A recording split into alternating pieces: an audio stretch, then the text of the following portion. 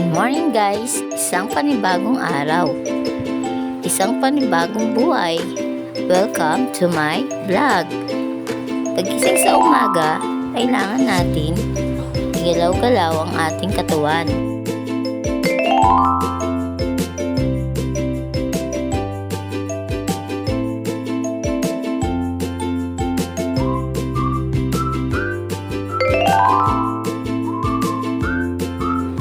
Ito ang ginagawa ko ay natutunan ko sa aming subject na PADFIT exercise.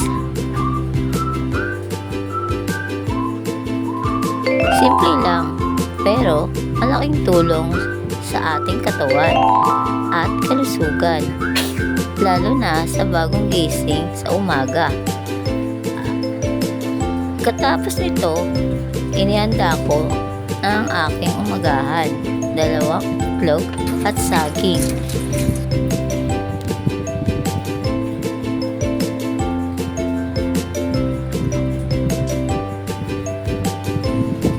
Gising na rin si baby kaya minabuti kong bilisan para makakain na kami. Sa umaga, priority ko ang healthy breakfast. 2 itlog para sa protein at saging para sa carbohydrates. Sarap simulan ang araw na may healthy meal, lalo na kasama ko si baby kapag kumakain. Ito na rin kasi ang bonding namin dalawa. Hindi ko rin inabaliwala ang aking hydration. Tubig ang aking iniinom every morning. Sa oras na ito, nakatapos na kami at si baby maligo. Kaya naman dumiretso na kami sa palengke para mamili ng aming pananghalian. Namili ako ng prutas at gulay para sa balanced diet. Hindi ako nagluluto ng mga processing food para healthy ang pagkain namin mag-ina. Pinili ko ang albos ng kamote para makatulong sa aking pagpapalakas ng immune system dahil mayaman ito sa vitamin A at C. Pinili kong bilhin ang gulay na okra dahil mayaman ito sa fiber.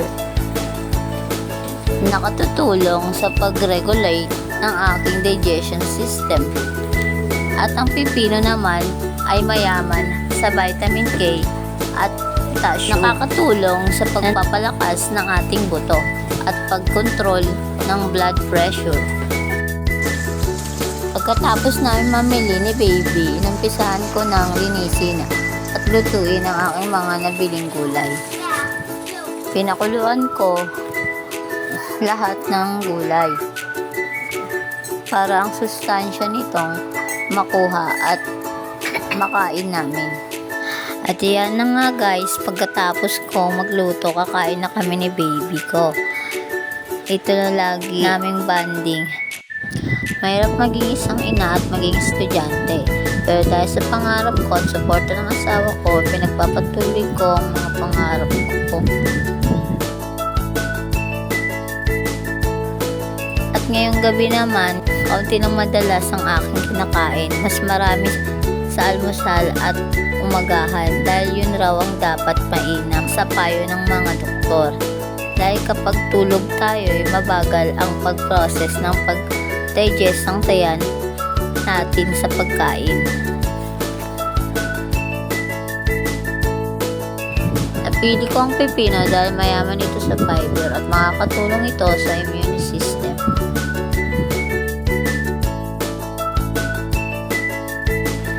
After a long day, buti na lang, wala na tayong schedule ng pasok ngayon.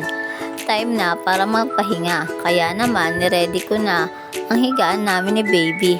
By the way pala, madalas wala asawa ko sa bahay dahil mas madalas siya ma-overtime sa work. Bago matulog, hindi ko pa rin nakakalimutan ang tubig. At ito na guys, patulog na kami ni baby. Good night guys, and thank you so much sa mga nanood at nakinig